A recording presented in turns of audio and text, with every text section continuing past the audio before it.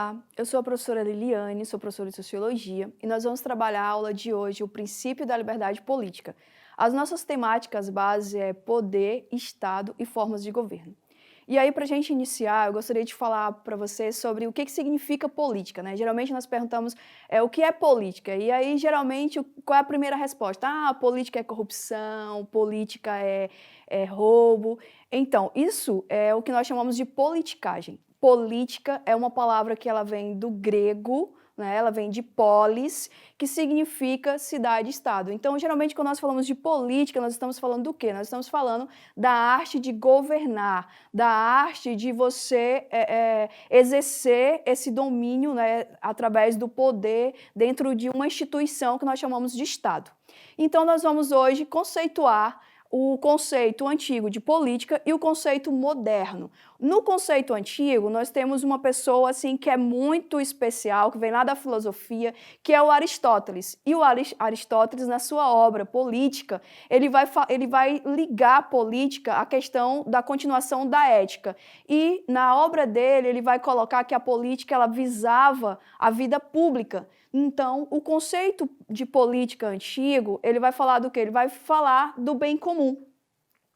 Ele vai falar do bem comum dentro da sociedade. Ele vai colocar que a política ela visava o bem comum de uma sociedade, certo? Esse é o conceito antigo. Então, toda vez que você for fazer uma atividade, que você lê num conceito, lembre-se, se aquele conceito ele estiver voltado para o bem comum, esse é um conceito antigo de política. E ele é um conceito aristotélico, é um conceito que vem lá de Aristóteles. Certo? E aí nós temos o conceito moderno, o conceito contemporâneo. Quando nós falamos do conceito moderno, o conceito contemporâneo, nós vamos ter Norberto Bobbio. E Norberto Bobbio, ele vai dizer que a política ela está estritamente ligada ao poder. Não tem como separar política e poder. Ela está ali ligada, uma na outra. Então, ele vai colocar que no conceito moderno, no conceito contemporâneo, a política ela está ligada ao poder.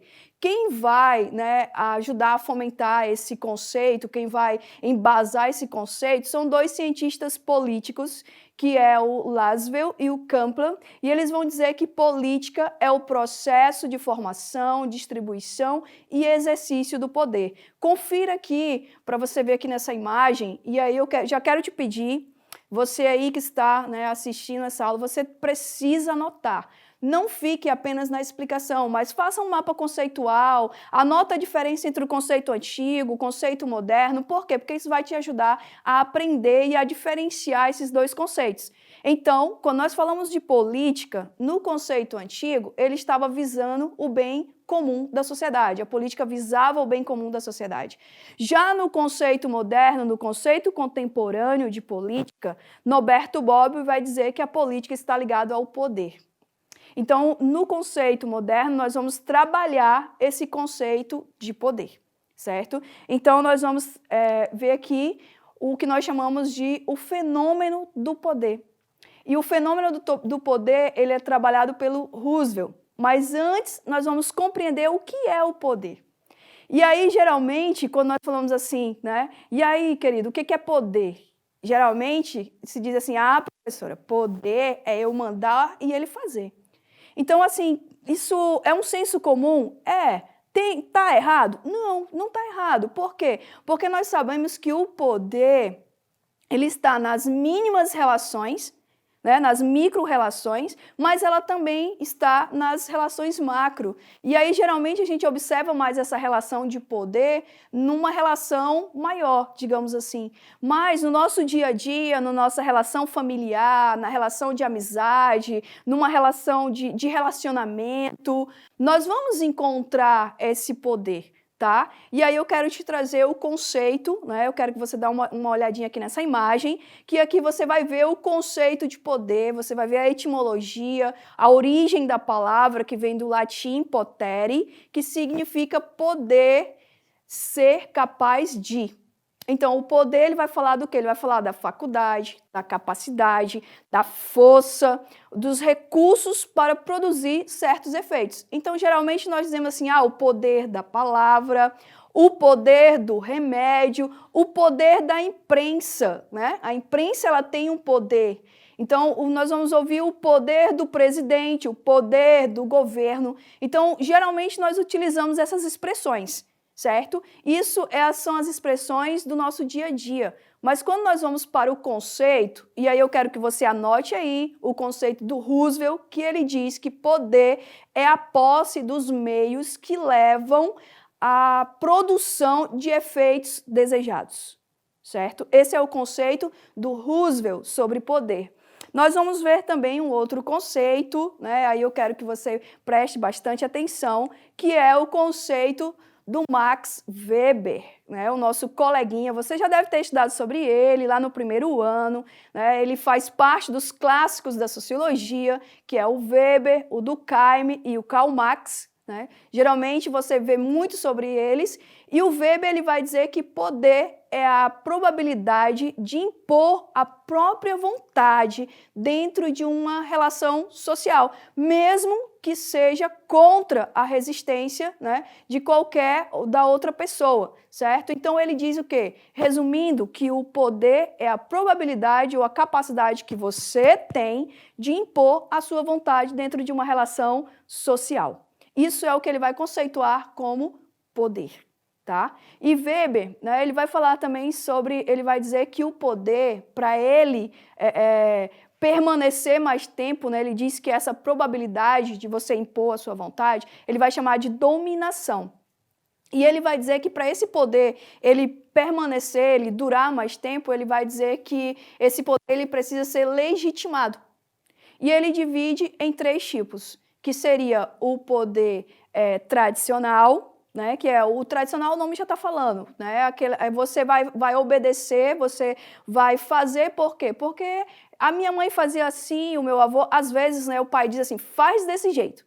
E aí você diz, mas por que, pai? E aí o que o pai diz? Porque o meu pai fazia assim, o meu avô fazia assim. Então isso é tradicional, vai passando, né, de um para o outro e você às vezes não questiona, não para refletir sobre aquilo ali. Então ele diz que o primeiro tipo seria você obedecer através da dominação legítima racional. O segundo seria racional legal. A racional legal vai falar do quê? Vai falar de que você vai obedecer porque é uma lei.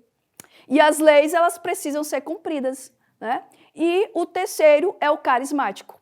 Carismático você já tem uma noção, vem de carisma, né? E aí geralmente eles dizem o que? O líder político, ele vai exercer a dominação, por quê? Porque ele tem um poder a mais? Não, mas porque ele tem o quê? Porque ele tem carisma, porque ele tem um dom, né? Então isso é o carisma. Então, olha aqui para mim, preste bastante atenção. Para Weber, para o poder permanecer, para ele durar mais tempo, ele precisa ser legitimado. E ele vai dizer que existe 3 tipos. O tradicional, o racional legal e o carismático. Esses são os 3 tipos de dominação legítima para Weber, certo? E aí eu quero que você preste bastante atenção no que eu vou te falar agora. Observe essa imagem e você vai ver que existem as 3 formas de poder. E aí essas 3 formas que nós vamos trabalhar agora são as formas de exercício, tá? Na verdade, quando você observa a nossa sociedade, você percebe que existem várias formas de se exercitar o poder, várias formas de você exercitar uma dominação sobre o outro, né? Mas a gente vai trabalhar as 3 principais formas de poder, que é o poder econômico, o poder ideológico e o poder político, certo? E os conceitos é o quê? O poder econômico, ele vai visar o bem, os bens materiais. O poder ideológico, ele vai falar sobre as ideias, sobre os valores. E o poder político, ele vai falar da coesão física, o poder que o Estado tem sobre as pessoas. A coesão física, ela vem através do quê? Ela vem através dos instrumentos de coesão, que seria o Exército, as Forças Armadas. E na próxima aula, nós vamos dar continuidade a essas formas de poder. Só que antes disso, nós vamos rever os conceitos através de uma atividade. E aí eu quero que você olhe bem para essa pergunta que está aí, e aí eu quero que você pense para você responder de acordo com aquilo que nós acabamos de ver durante a aula. E a pergunta diz o seguinte: as relações de poder se disseminam por toda a sociedade. Estão presentes nas relações mais simples, né? Que nem eu falei na aula. A relação entre pais e filhos, professor e estudante. Por exemplo, nesse momento, você está achando que eu estou passando uma atividade para te punir, né? Porque você não prestou atenção na aula, você não prestou atenção nos conceitos, e agora é meu momento de te punir. Mas, na verdade, você vai responder por quê? Porque existe uma relação de poder entre o professor e o estudante. E essa relação, muitas vezes, ela é movimentada através da nota, né? A nota, geralmente, ela movimenta muito essa relação de poder.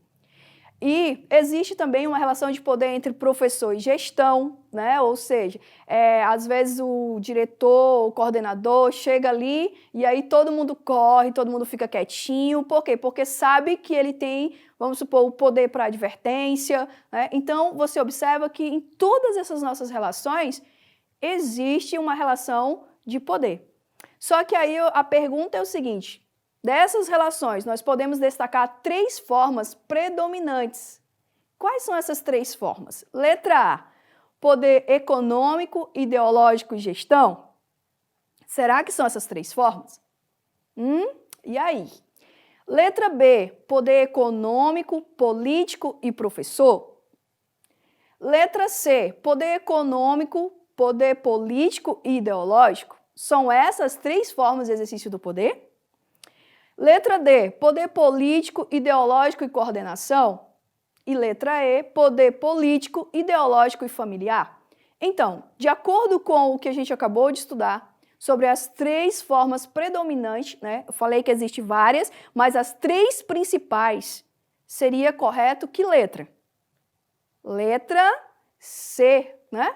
Poder econômico, poder político e poder ideológico. Se você acertou, parabéns. Se você não errou, se você errou, reveja os conceitos, as anotações, estude mais um pouquinho, né? Busque lá o seu livro de sociologia, o seu livro de filosofia e estude um pouquinho mais sobre isso. Nós temos uma outra questão, ela diz o seguinte: as relações de poder se aliás, aqui é a questão onde fala a resposta correta, né? Que é o poder econômico, político e ideológico, que a gente acabou de responder, certo? Vamos lá, próxima questão. A palavra política, derivada do grego, ela diz respeito àquilo que é da cidade da polis, né? Polis, na Grécia Antiga, cidade-estado, da sociedade, ou seja, que é interesse do homem enquanto cidadão. Já na Grécia Antiga, um dos primeiros a tratar da política como uma prática intrínseca aos homens foi Aristóteles, com o seu livro A Política, né, que a gente falou lá na aula. E aí, marque a alternativa correspondente ao conceito política antigo, hein? Relembra lá o iniciozinho da nossa aula, qual é mesmo o conceito de política antigo? Letra A, política antiga está relacionada ao conceito de poder. Será que é essa? B, política antiga está relacionada à realidade, a mostrar como a política realmente é? Letra C, política é a arte de governar uma sociedade através dos meios de poder?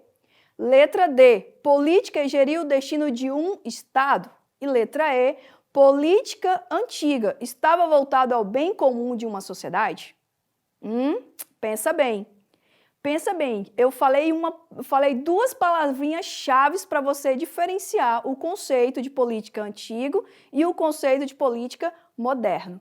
E aí, nessas 5 alternativas, em qual deles que aparece? Vamos lá, o correto seria, olha aqui na tela, o correto seria letra E. Política antiga estava voltada ao bem comum de uma cidade.